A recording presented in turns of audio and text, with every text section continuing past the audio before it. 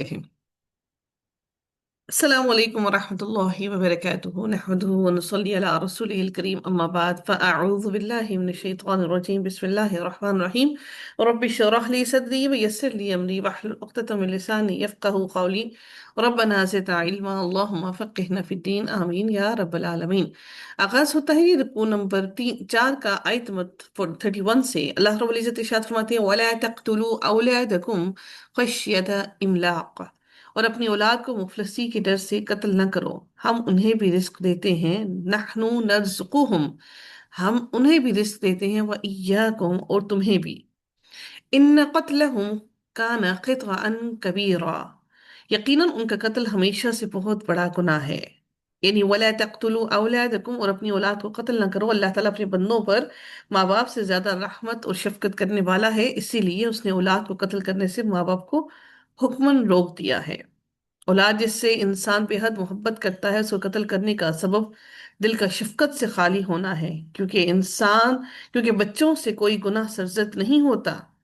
खश्यत इमलाक, यानी मुफलिसी के डर से, यानी फाके के डर से। कतादा रहमतुल्लाह अलैहि ने फरमाया वो बेटियों को कत्ल करते थे। कत्ल औलाद को नस्ल खत्म करने से बचाने के लिए रोका गया है।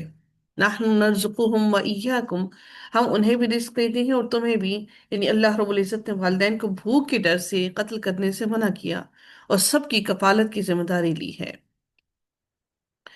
ये दर हकीकत ये उस वक्त एक रवाज था कि औलाद को बच्चों बच्चों को कत्ल कर दिया जाता था। कत्ल औलाद ये उनके अकीदे की खराबी की वजह से रवाज पाया जाता था। जो लोग अल्लाह ताला के राज़िक होने पर यकीन नहीं रखते, वो रिस्क के वसाइल की तंगी से खौफ खाकर भी औलाद को कत्ल कर देते हैं। जो लोग औलाद को अल्लाह ताला के सिवा किसी और की देन समझते हैं, वो उनके नाम पर औलाद को भीन चढ़ा देते हैं। मुफलिसी की डर से औलाद को कत्ल करना दरअसल दरअसल अल्लाह ताला की सिफ्त रज़ाकियत पर इंसान को तवक्ल कम होना है। अल्लाह ताला ने इसका जवाब दिया है कि हम तुम्हें भी रिस्क दे रहे हैं, और जैसे तुम्हें दे रहे हैं वैसे ही तुम्हारी औलाद को भी देंगे। आजकल कत्ल किस तरह किया जा रहा है औलाद का? खानदानी मनसूबाबंदी के नाम पर यह कत्ल किया जा रहा है कि बच्चों की अच्छी तालीम और तरबियत और सेहत और उनकी हिफाजत के लिए हम औलाद औलाद कम होना ही जरूरी है। तो ये भी एक कत्ल है। इन कत्लहुम इन कत्लहुम कान क़ितअन कबीरा, यकीनन उनका कत्ल हमेशा से बहुत बड़ा गुनाह है। कत्ल औलाद कबीरा गुनाहों में से है, बड़ा गुनाह है। इस्लाम ने कत्ल औलाद को शिर्क के बाद सबसे बड़ा गुनाह करार दिया है। सईदना अब्दुल्ला बिन मसूद ने बयान किया है कि मैंने नबी करीम सल्लल्लाहु अलैहि वसल्लम से पूछा, अल्लाह ताला के नजदीक कौन सा गुनाह सबसे बड़ा है? तो फरमाया ये कि तुम अल्लाह ताला के साथ किसी को बराबर ठहराओ, हालांकि अल्लाह ताला ने ही तुमको पैदा किया है। मैंने अर्ज किया कि ये तो वाकई सबसे बड़ा गुनाह है, फिर उसके बाद कौन सा बड़ा गुनाह है?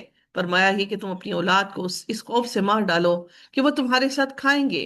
मैंने पूछा इसके बाद? फरमाया ये कि तुम अपने पड़ोसी की औरत से जना करो। अल्लाह रब्बुल इज्जत ने अगली आयत में मजीद फरमाया वला तक़रबू वला तक़रबू ज़िना, ये माशरती बुराई को अल्लाह ताला यहाँ पर जिक्र कर रहे हैं। यानी औलाद को कत्ल करना एक माशरती बुराई थी, इंडिविजुअली नहीं, ये माशरे के अंदर ये बुराई फैली हुई थी। अब दूसरी भी अल्लाह ताला ने माशरे की बुराई के बारे में फरमाया कि वला तक़रबू ज़िना इन्नहु कान फ़ाहिशतन व साअ सबीला, और जिना के करीब भी ना जाओ, यकीनन वो हमेशा से बड़ी बेहयाई और बुरा रास्ता है। अल्लाह ताला ने अपने बंदों को ना सिर्फ जिना से मना किया है, बल्कि इसके करीब जाने और उसके असबाब इख्तियार करने से भी मना फरमाया है। वला तक़रबु जिना, और जिना के करीब भी ना जाओ। जिना के करीब जाने की ममानियत की, सख्ती से रोक लिया। इसलिए जिना के करीब जाने की ममानियत की कि इंसान गुनाह से बच जाए। आप याद रखिए कि जो जमीन है बिल्कुल एक चरागाह की तरह है। अगर कोई बादशाह की मखसूस चरागाह के आसपास फिरता है, तो हो सकता है वो चरागाह में भी दाखिल हो जाए। खास तौर पर जबकि बात यह है कि अक्सर नफूस के अंदर जना वो जना हर नफ्स के अंदर, तकरीबन हर नफ्स के अंदर जना ताकतवर होकर दावत देता है। تو اس لیے کوئی یہ نہ سمجھے کہ ہمیں اپنی تربیت پر بہت بہت ہماری تربیت بہت اچھی ہے اور ہم نے اپنے بچوں کی اولاد کی تربیت بہت اچھی کی ہے. تو یاد رکھیے اللہ رب العزت نے فرمایا وَلَا تَقْرَبُوا الزِّنَا. ایک ہوتا ہے زنا کرنا اور ایک ہوتا ہے زنا کے قریب جانا.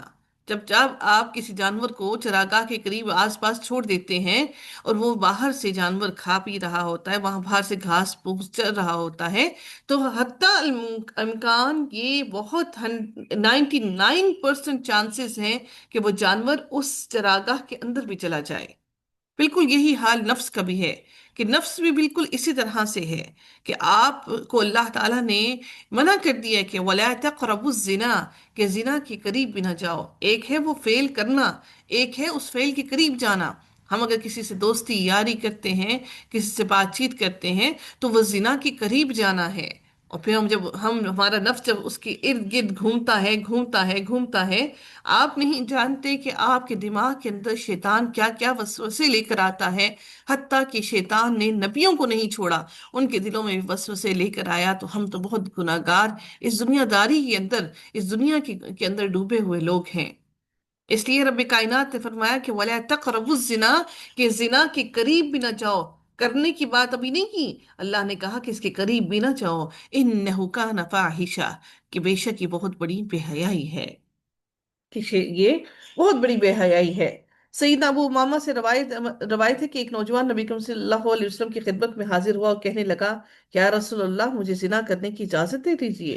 لوگ اس کی طرف متوجہ ہو کر اسے ڈانٹنے لگے اور اسے پیچھے ہٹانے لگے، لیکن نبی کریم صلی اللہ علیہ وسلم نے اس سے فرمایا میرے قریب آ جاؤ. وہ نبی کریم صلی اللہ علیہ وسلم کے قریب جا کر بیٹھ گیا.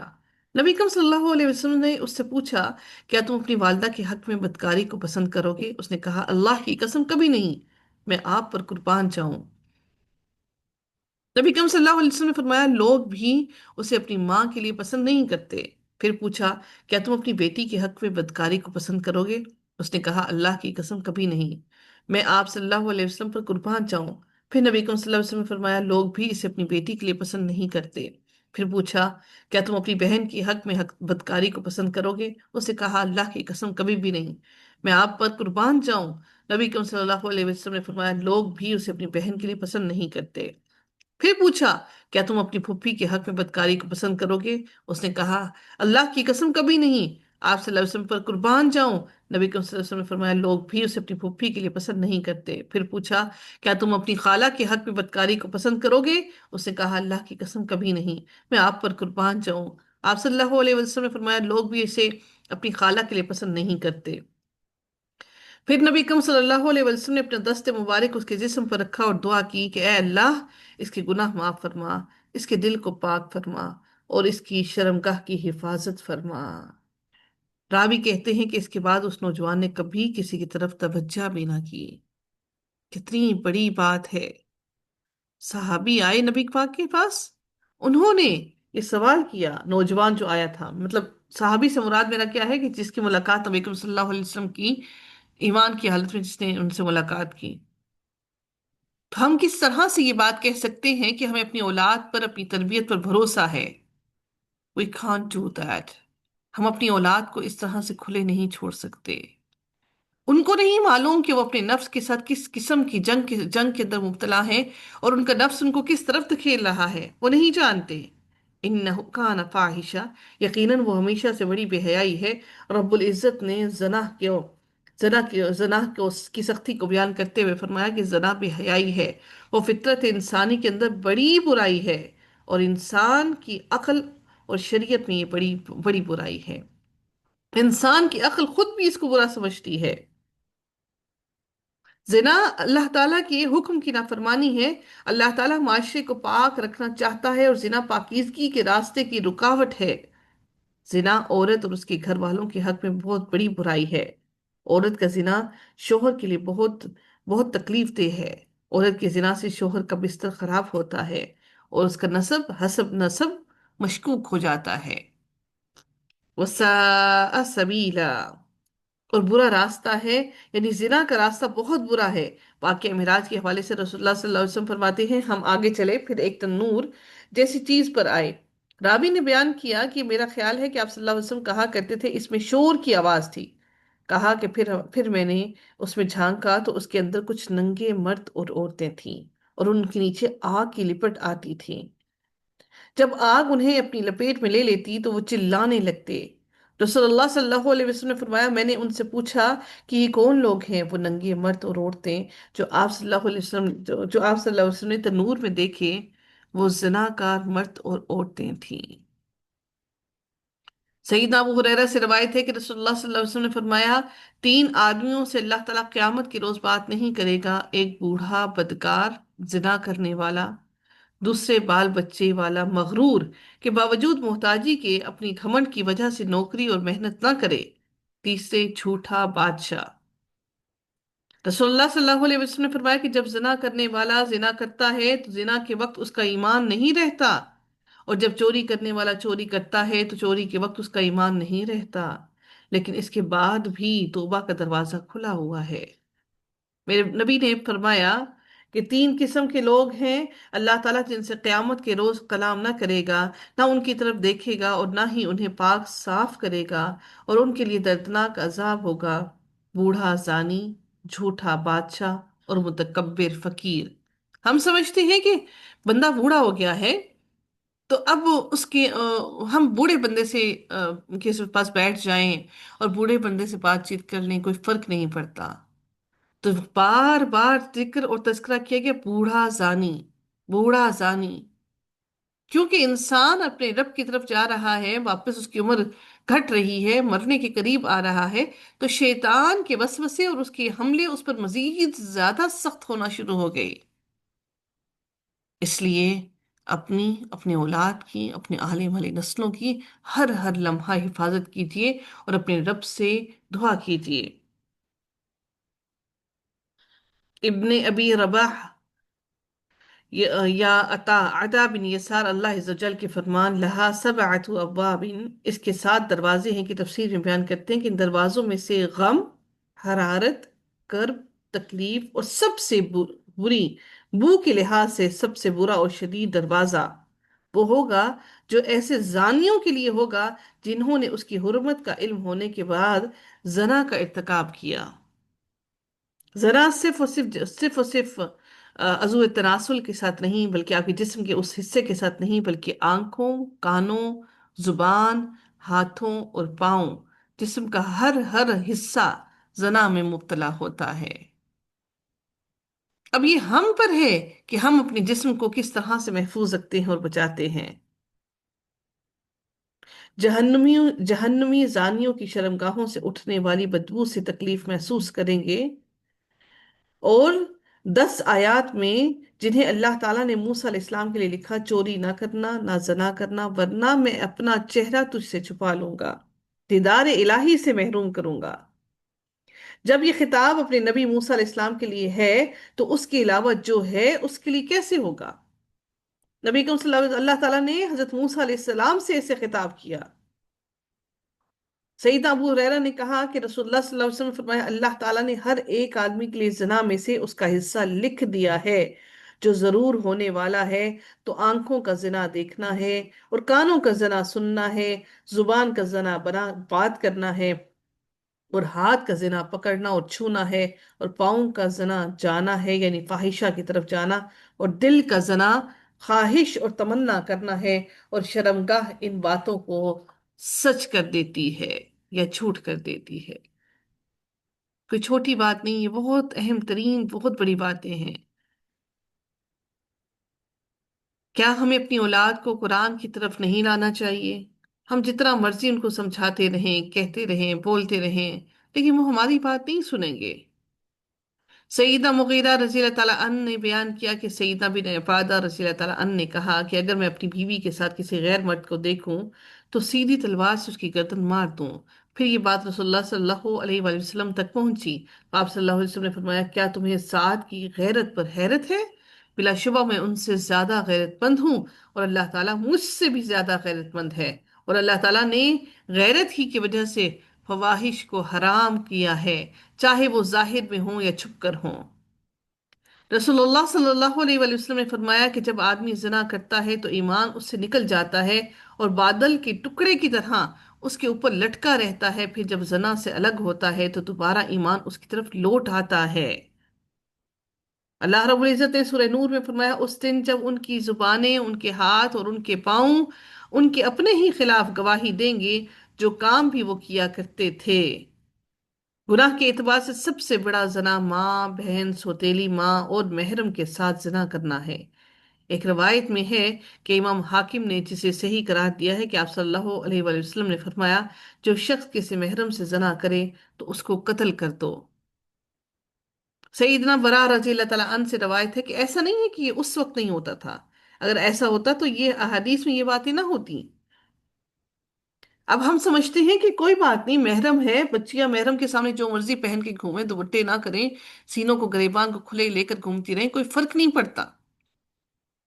اگر فرق نہیں پڑتا تو پھر وہ مرد اس طرف آتے کیوں ہیں؟ آپ دلوں کے اندر اٹھنے والے وسوسے کو نہیں جانتے، آپ دلوں کے اندر آنے والی اس تبدیلی کو نہیں جانتے، آپ دلوں کے اندر اس پریشانی کو نہیں جانتے۔ میرا رب جانتا ہے دلوں کے بھید کو۔ پھر ہم کس طرح سے اپنی بیٹیوں کو، اپنے بچوں کو محرم رشتوں کے آگے کھلے عام جس طرح دل چاہے گھومتا پھرتا چھوڑ دیں؟ خدا را اپنی اولاد پر، اپنے آنے والی نسلوں پر رحم کیجئے۔ سیدنا برار رضی اللہ تعالیٰ عنہ سے روایت ہے کہ میں اپنے چچا سے ملا، ان کے ساتھ ایک جھنڈا تھا۔ میں نے ان سے پوچھا کہاں کا ارادہ ہے؟ کہا مجھے رسول اللہ صلی اللہ علیہ وسلم نے اس آدمی کی طرف بھیجا ہے جس نے اپنے باپ کی بیوی سے شادی کر رکھی ہے، اور حکم دیا ہے کہ میں اس کی گردن مار دوں اور اس کا مال لے لوں۔ اچھا، پہلے زمانہ جاہلیت میں کیا ہوتا تھا کہ شادی کرنے کا طریقہ یہ ہوتا تھا کہ جب وہ کسی عورت کا دل کرتا تھا کسی سے شادی کرنے کا، تو وہ اپنے گھر کے باہر ایک جھنڈا گاڑ دیتی تھی۔ نبی کریم صلی اللہ علیہ وسلم کے زمانے میں یہ ایسا ہوتا تھا، اور پھر تمام مرد آتے تھے، اس کے ساتھ زنا کرتے تھے، اس کے ساتھ ہم بستری کرتے تھے۔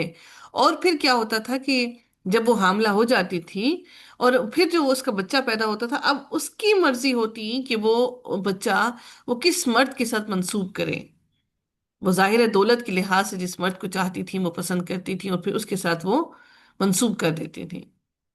اس طرح سے شادی کا رواج ہوا کرتا تھا۔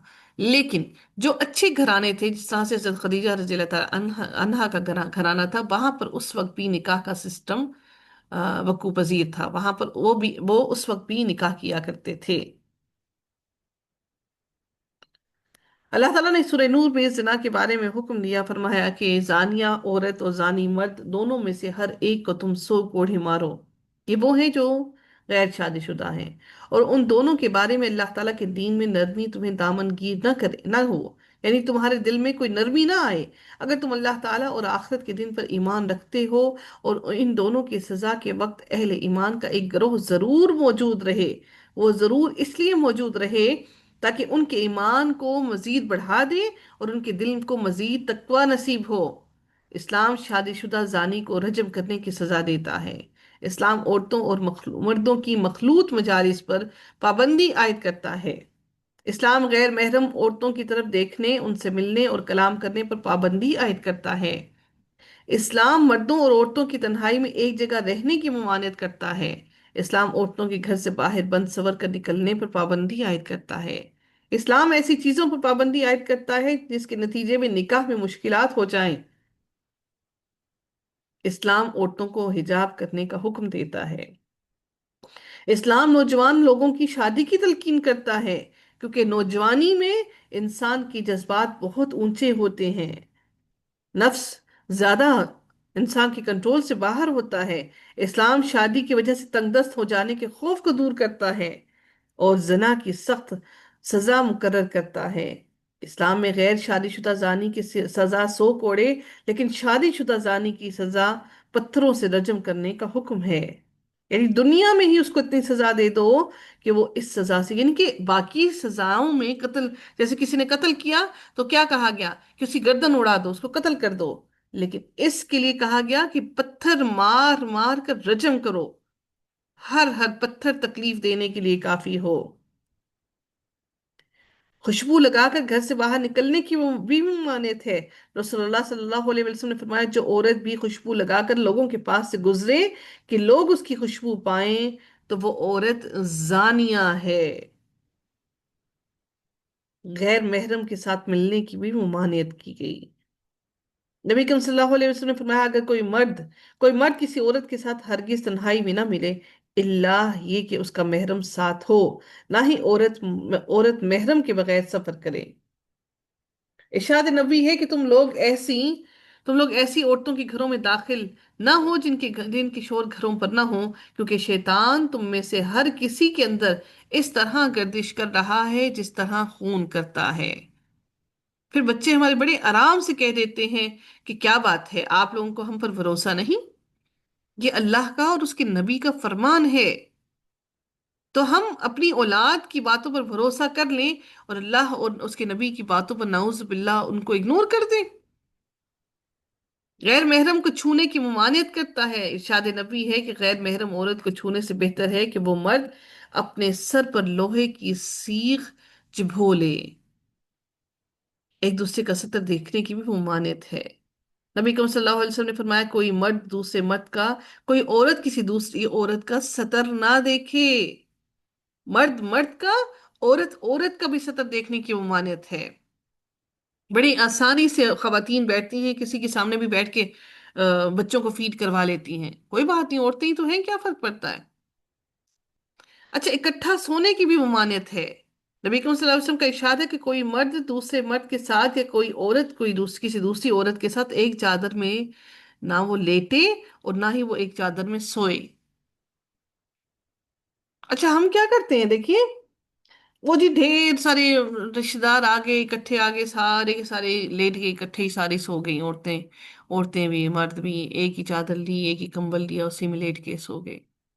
مطلب ایک ہم جنس کو بھی ایک ہی چادر کے اندر سونے کی ممانعت ہے۔ اسلام نے کتنی واضح طور پر چیزوں کو کھول کھول کھول کھول کر بیان کیا، اتنی زیادہ سختی کی، اور ہم سمجھتے ہیں کہ ہم زیادہ اوور کانشیس ہو رہے ہیں۔ یہ میری اور آپ کی بات نہیں ہے، یہ ہمارے دین نے ہمیں سکھایا، ہمارے رب نے ہمیں سکھایا۔ اور غیر نہ محرم کے سامنے اظہار زینت کی ممانعت کیسے کی؟ اللہ تعالیٰ نے سورہ نور میں فرمایا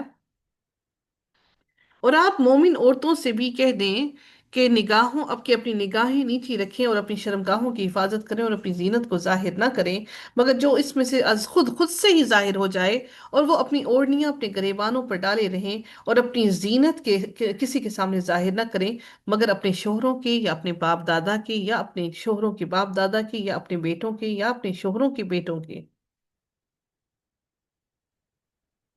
یا اپنے بھائیوں کے یا اپنے بھائیوں کے بیٹوں کے یا اپنی بہنوں کے یا اپنی بیٹوں کے یا یا بہنوں کے بیٹوں کے یا اپنی عورتوں کے یا اپنے غلاموں کے یا تابع رہنے والے مردوں کے لیے جو شہوت والے نہ ہوں، یعنی جو مرد شہوت والے نہ ہوں، یا ان بچوں کے لیے جو عورتوں کی پوشیدہ باتوں سے واقف نہ ہوں اور وہ اپنے پاؤں زور سے زمین پر نہ ماریں کہ ان کی وہ زینت جسے وہ چھپاتی ہیں معلوم ہو، اور اے مومنو تم سب مل کر اللہ تعالیٰ کی طرف توبہ کرو تاکہ تم فلاح پاؤ۔ نبی کریم صلی اللہ علیہ وسلم نے فرمایا اب غیر مردوں کو بلا ضرورت آواز سنانے کی بھی ممانعت ہے۔ وہ کیا ہے کہ دوران نماز کسی ضرورت کے لیے مثلا امام کی بھول وغیرہ مرد سبحان اللہ کہیں لیکن عورتیں تالی بجائیں، یعنی عورتوں کی آواز مردوں تک نہ پہنچے بلا وجہ۔ اسلام گانے بجانے کی بھی ممانعت کرتا ہے۔ رسول اللہ صلی اللہ علیہ وسلم نے فرمایا اس امت کے لوگوں پر زمین میں دھنسنے، شکلیں مسخ ہونے اور آسمان سے پتھروں کی بارش برسنے کا عذاب آئے گا۔ کسی صحابی نے عرض کیا یا رسول اللہ یہ کب ہوگا؟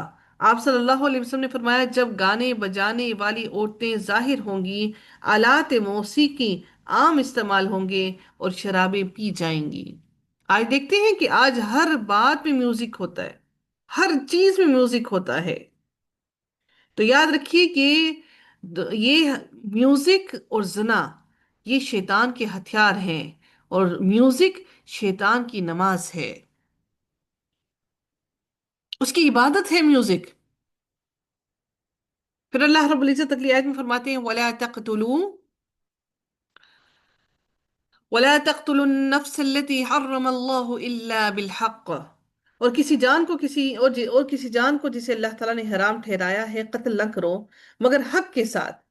یعنی یعنی کیا اس سے کیا مراد ہے کہ ہر حکم ہر نفس کے لیے ہے جسے قتل کو اللہ تعالیٰ نے حرام ٹھہرایا، خواہ وہ مسلمان ہو یا کافر، آزاد ہو یا غلام. اللہ تعالیٰ نے منع کیا کسی کو بھی قتل کرنے سے. اللہ تعالیٰ فرماتے ہیں وَمَنْ قُتِلَ مَظْلُومًا فَقَدْ جَعَلْنَا لِوَلِيِّهِ سُلْطَانًا فَلَا يُسْرِفْ فِي الْقَتْلِ إِنَّهُ كَانَ مَنْصُورًا. اور جو کوئی مظلومانہ قتل کیا گیا تو یقیناً ہم نے اس کے ولی کو پورا غلبہ دیا ہے، چنانچہ وہ قتل سے حد سے نہ بڑھے، یقیناً وہ مدد دیا ہوا ہوگا. یعنی اگر کسی کا قتل کر دیا گیا ہے تو وہ اس کا پوری طرح سے قتال لے سکتا ہے. قتال چاہے تو لے سکتا ہے، اگر چاہے تو وہ اس کا یعنی اس کا قتل کرنے کا قصاص لے سکتا ہے، اور اگر چاہے تو قصاص لے، اگر چاہے تو وہ اس کو معاف کر دے، اور اگر وہ چاہے تو اس کا پورا پورا بدلہ لے سکتا ہے، لیکن اس سے حد سے نہ بڑھے. نبی کریم صلی اللہ علیہ وسلم نے فرمایا 7 مہلکات سے بچو. آپ نے ان میں کسی جان کو جس کا اللہ تعالیٰ نے قتل کرنا حرام قرار دیا ہے، ناحق قتل کرنے کا بھی ذکر فرمایا. اور ایک آدمی نے نبی کریم صلی اللہ علیہ وسلم سے عرض کیا اللہ کے ہاں کون سا گناہ بڑا ہے؟ آپ نے فرمایا یہ کہ تو اللہ تعالیٰ کے لیے کوئی شریک مقرر کرے حالانکہ اس نے تجھے پیدا کیا ہے. پھر اس نے کہا اس کے بعد کون سا؟ آپ نے فرمایا یہ کہ تو اپنی اولاد کو اس اندیشے سے قتل کرے کہ وہ تیرے ساتھ کھائے گی. اس نے عرض کیا پھر کون سا؟ آپ نے فرمایا یہ کہ تو اپنے پڑوسی کی بیوی سے زنا کرے.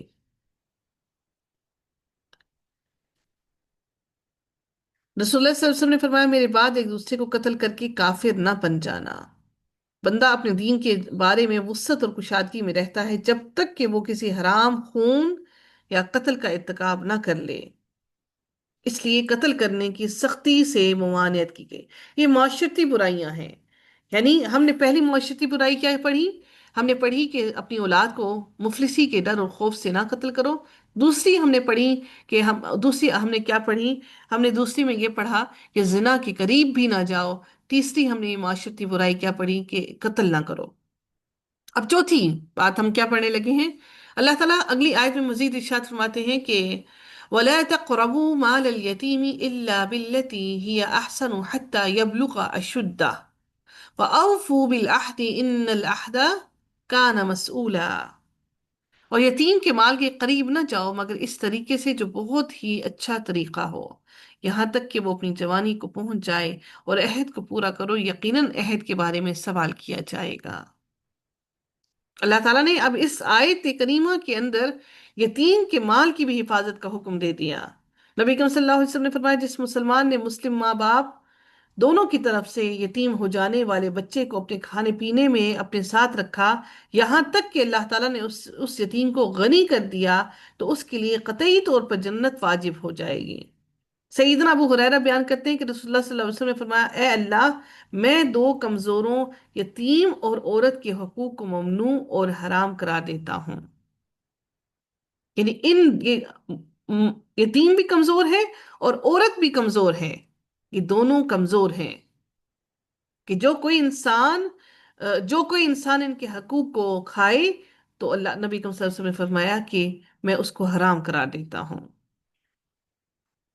حتی یبلغ اشدہ یعنی یہاں تک کہ وہ اپنی جوانی کو پہنچ جائے. جب یتیم عاقل اور بالغ ہو جائے تو وہ خود اپنے معاملات کا سرپرست بن جائے گا، جس کے لیے اللہ تعالیٰ نے ارشاد فرمایا سورہ نساء میں اور یتیموں کو جانچتے رہو یہاں تک کہ وہ نکاح کی عمر کو پہنچ جائیں، پھر اگر تم ان میں سمجھ بوجھ محسوس کرو تو ان کے مال ان کے حوالے کر دو، اور اس ڈر سے کہ وہ بڑے ہو جائیں گے ان کا مال فضول خرچی سے جلدی کرتے ہوئے نہ کھا جاؤ.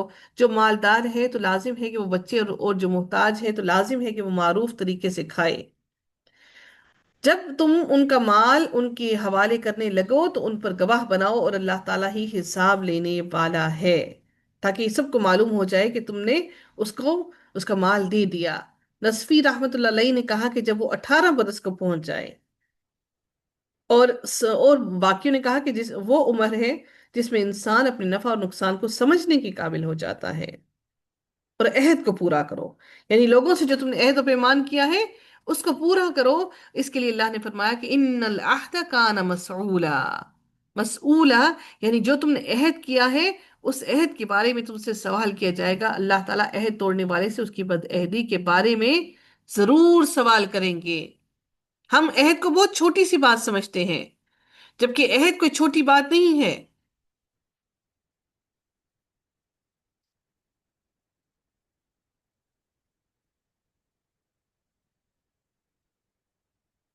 اگر کوئی انسان اس طرح سے کسی عورت کو نکاح کا پیغام بھیجتا ہے اور وہ کسی مرد کے نکاح میں ہے تو وہ بھی حرام ہے. اس کی حتیٰ کہ کوئی بیوہ عورت ہے تو بیوہ عورت کو بھی اگر وہ عدت میں ہے تو اس عدت کے دوران بھی نکاح کا پیغام نہیں بھیجا جا سکتا. تو پھر اگر کوئی نکاح میں موجود ہے تو پھر اس طرح کے کام کرنا بہت سخت گناہ کے ہیں. یعنی آپ اس کے دل کو خراب کر رہے ہیں تاکہ وہ آپ کی بات کو سن کر اپنے شوہر سے جدا ہو جائے. اللہ رب العزت فرماتے ہیں وَأَوْفُوا الْكَيْلَ إِذَا كِلْتُمْ وَزِنُوا بِالْقِسْطَاسِ الْمُسْتَقِيمِ. اللہ تعالیٰ فرماتے ہیں اور جب معاف کرو. اب یہ اگلا ایک اور آ، معاشرتی گناہ کے بارے میں فرمایا گیا جو معاشرے کے اندر تھا. وہ کیا تھا کہ اور جب معاف کرو تو پورا پورا معاف کرو اور سیدھی ترازو سے تولا کرو، یہی بہتر اور انجام کے اعتبار سے زیادہ اچھا ہے. رسول اللہ صلی اللہ علیہ وسلم نے فرمایا کہ مہاجروں 5 آزمائشیں ہیں جن میں تم مبتلا ہوگے، اور میں اس بات سے اللہ تعالیٰ کی پناہ چاہتا ہوں کہ تم ان کو پاؤ. پہلی، جب کسی قوم میں بدکاری عام ہو جاتی ہے اور وہ اعلانیہ اس کا ارتکاب کرتے ہیں تو ان میں طاعون اور مختلف بیماریاں جو ان کے اسلاف میں نہیں تھیں، یعنی ان کے آباء و اجداد میں نہیں تھیں، پھیل جاتی ہیں. جب لوگ ماپ تول میں کمی کرتے ہیں تو انہیں قحط سالیاں، سخت تکلیفیں اور بادشاہوں کے ظلم دبوچ لیتے ہیں. اپنے معاشرے کو اپنے اس نظر میں رکھیے کہ جو نبی کریم صلی اللہ علیہ وسلم نے باتیں کی اس لحاظ سے دیکھیے کہ آج ہم کس کس حال میں ہیں. نمبر 3، جب لوگ زکوٰۃ ادا کرنے سے رک جاتے ہیں تو آسمان سے بارش کا نزول بند ہو جاتا ہے، اور اگر چوپائے نہ ہوتے تو ان پر بارش نازل نہ ہوتی. اللہ تعالیٰ یہ بارش ان چوپایوں کو ان کی حلق کو تر کرنے کے لیے دے رہے ہیں. اللہ تعالیٰ اور پھر کیا ہے، چوتھی چیز کیا ہے؟ جب یہ لوگ اللہ تعالیٰ اور اس کے رسول کے عہد و پیمان کو توڑتے ہیں تو اللہ تعالیٰ ان پر ان کے دشمنوں جن کا تعلق ان کے غیروں سے ہوتا ہے کو مسلط کر دیتا ہے، جو ان سے ان کے پاس اموال چھین لیتے ہیں. پانچویں چیز کیا؟ اور جب مسلمانوں کے حکمران اللہ تعالیٰ کی کتاب کے مطابق فیصلہ نہیں کرتے اور ان کی نازل کردہ قوانین کو ترجیح نہیں دیتے تو اللہ تعالیٰ اس کو آپس میں لڑا دیتا ہے. آج جو سوڈان میں ہو رہا ہے، کیا ہو رہا ہے؟ سوڈان میں یہی کچھ ہو رہا ہے نا. مسلمان گروہ ایک دوسرے کو مار رہے ہیں، قتل کر رہے ہیں، اور اس طرح سے کر رہے ہیں کہ شاید اس انداز میں کوئی کافر بھی قتل نہ کرے. اس طرح سے بری طرح سے ان کو مارا جا رہا ہے. اللہ تعالی ہمارے حال پر ہم سب لوگوں پر رحم فرمائے. نبی کریم صلی اللہ علیہ وسلم جب مدینہ تشریف لائے تو مدینہ والے ماپ میں سب سے برے تھے، یعنی کم تولتے تھے اور کم ماپتے تھے. جیسے دغاباز ہوتے اس زمانے میں کیا کرتے تھے. پھر اللہ سبحانہ تعالیٰ نے یہ آیت اتاری، خرابی ہے کم ناپنے والوں کے لیے. اور اللہ تعالیٰ نے اس آیت کو جب نازل فرمایا تو اس کے بعد انہوں نے اپنے حالات کو بہتر کر لیا. اللہ تعالیٰ نے فرمایا ذَلِكَ خَيْرٌ وَأَحْسَنُ تَأْوِيلًا، یہی بہتر ہے اور انجام کے اعتبار سے زیادہ اچھا ہے. اللہ تعالیٰ پھر اگلی آیت میں مزید ارشاد فرماتے ہیں وَلَا تَقْفُ مَا لَيْسَ لَكَ بِهِ عِلْمٌ، اور اس چیز کے پیچھے نہ پڑو جس کا تمہیں کوئی علم نہیں. یقیناً کان، آنکھ اور دل، ان میں سے ہر ایک کے متعلق سوال ہوگا. علم انسان کو اپنے حواس سے ہوتا ہے، اور انسان کے تمام حواس عقل اور اس کے اعضاء اللہ تعالیٰ کی امانت ہیں. اس امانت کے بارے میں اس سے سوال کرنا ہے جس نے یہ قوتیں عطا کی ہیں. وہ پوچھے گا تم سے کہ تم نے میری دی ہوئی ان امانتوں کو کیسے کیسے استعمال کیا. سیدنا ابو ہریرہ بیان کرتے ہیں کہ رسول اللہ صلی اللہ علیہ وسلم نے فرمایا آدمی کے جھوٹا ہونے کے لیے یہی بات کافی ہے کہ وہ جو جو سنے اسے بغیر تحقیق کیے آگے بیان کر دے. یہ انسان کے لیے جھوٹا ہونے کی علامت ہے. نبی کریم صلی اللہ علیہ وسلم نے فرمایا جو شخص دوسرے لوگوں کی بات سننے کے لیے کان لگائے جو اسے پسند نہیں کرتے یا اس سے بھاگتے ہیں تو قیامت کے دن اس کے کانوں میں سیسا پگھلا کر ڈالا جائے گا. کسی کی بات کو سننا بھی سخت گناہ ہے. اللہ تعالیٰ سورہ یاسین میں فرماتے ہیں آج ہم ان کے منہوں پر مہر لگا دیں گے اور ان کے ہاتھ ہم سے کلام کریں گے اور ان کے پاؤں گواہی دیں گے جو بھی وہ کمایا کرتے تھے. ولا تمشي في الأرض مراحا إنك لن تخرق الأرض ولن تبلغ الجبال طولا. اور زمین میں اکڑ کر نہ چلو، یقیناً تم زمین کو کبھی نہیں پھاڑ سکو گے اور نہ کبھی پہاڑوں کی بلندی کو پہنچ سکو گے. یعنی تمہارا تکبر اس زمین کو نہیں پھاڑ سکتا، اور نہ ہی تمہارا فخر. انسان ہمیشہ اونچی چیز پر فخر کرتا ہے. تم جتنا مرضی فخر کر لو، لیکن تم پہاڑوں کی بلندی تک نہیں پہنچ سکتے. تم اتنے اونچے نہیں ہو سکتے کہ پہاڑوں کی بلندی تک پہنچ سکو. اللہ تعالیٰ کو اکڑ کر چلنا ہرگز پسند نہیں. جنگ احد میں سب صحابہ کے مقابلے میں آپ صلی اللہ علیہ وسلم نے اپنی تلوار سیدنا ابو دجانہ رضی اللہ تعالیٰ عنہ کو عطا فرمائی. وہ کافروں کے سامنے اکڑ اکڑ کر چلنے لگے. یہ دیکھ کر آپ صلی اللہ علیہ وسلم نے فرمایا اللہ تعالیٰ کو یہ حال پسند نہیں، مگر اس وقت پسند ہے. یعنی وہ کافروں کو وہ دکھا رہے تھے. عمرہ قضا کے موقع پر آپ صلی اللہ علیہ وسلم نے صحابہ کرام کو رمل کا حکم دیا. اس سے بھی یہی مقصود تھا. فتح مکہ کے وقت آپ صلی اللہ علیہ وسلم نے اور سب صحابہ نے کافروں کے سامنے ایسا ہی پرشکوہ مظاہرہ کیا. یعنی وہاں پر انہوں نے نبی کریم صلی اللہ علیہ وسلم نے تمام صحابہ کو ان کی طاقت کے باوجود بھی ان کو یہ سمجھانے کی کوشش کی کہ اپنی طاقت پر فخر نہ کریں، اپنی طاقت پر غرور و تکبر نہ کریں. اللہ تعالیٰ نے پھر اگلی آیت میں فرمایا کل ذالک کان سیئہ عند ربک مکروہا. یہ سب کام، ان کی برائی آپ کے رب کے نزدیک ہمیشہ سے ناپسندیدہ ہے. یہ تمام جو ابھی ہم نے افعال پڑھے، یہ تمام اخلاقی برائیاں ہمارے معاشرے کے اندر جو ہیں، ان سب کو اللہ نے پھر اکٹھا ذکر کر دیا کہ یہ سب کام ان کی برائی آپ کے رب کے نزدیک ہمیشہ سے ناپسندیدہ ہے.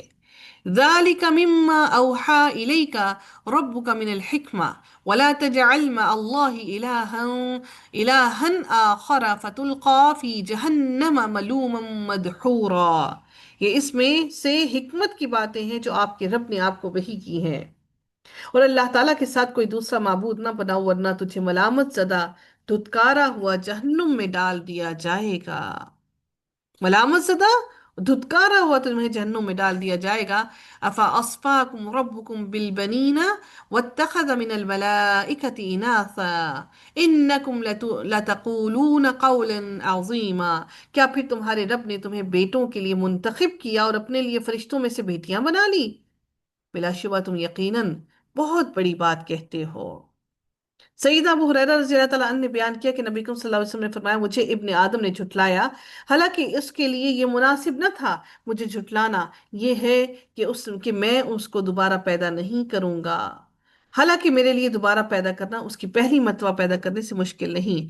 اس کا مجھے گالی دینا یہ ہے کہ کہتا ہے کہ اللہ تعالیٰ نے اپنا بیٹا بنایا ہے، حالانکہ میں ایک ہوں، بے نیاز ہوں، نہ میرے لیے کوئی اولاد ہے اور نہ میں کسی کی اولاد ہوں اور نہ کوئی میرے برابر ہے. اللہ رب العزت سے دعا ہے کہ میرا رب، میرا پروردگار ہم سب کو راہ راست عطا فرمائے. اللہ تعالیٰ ہماری اولاد کی حفاظت فرمائے، ہماری حفاظت فرمائے. اللہ رب العزت ہم سب سے راضی ہو جائے، ہمیں شیطان کے وسوسوں سے محفوظ رکھے، اور اللہ تعالیٰ ہمیں اچھی تربیت کرنے والی مائیں بنائے. جو کوتاہیاں غلطیاں ہم سے اپنی زندگی میں ہو گئی ہیں، اللہ رب العزت ہماری اولاد کو ان کوتاہیوں غلطیوں سے محفوظ فرما لے. رب کائنات ہمیں شیطان اور اس کے گروہوں سے محفوظ فرما لے. اللہ تعالیٰ ہماری حفاظت فرما لے. اللہ تعالیٰ ہمارے نفس کی حفاظت فرما لے. اللہ تعالیٰ ہماری آنکھوں کی، ہمارے کانوں کی، ہمارے دل کی، ہمارے جسم کے ہر ہر حصے کی حفاظت فرمائے. میرا رب ہم سب کے لیے کافی ہو جائے. وآخر دعوانا الحمد للہ رب العالمین. صلی اللہ تعالی علی خیرہ خلقہ اجمعین برحمتک یا ارحم الراحمین. سبحانک اللہم وبحمدک نشہد اللہ الہ الا انت نستغفرک ونتوب الیک. السلام علیکم ورحمۃ اللہ وبرکاتہ. وعلیکم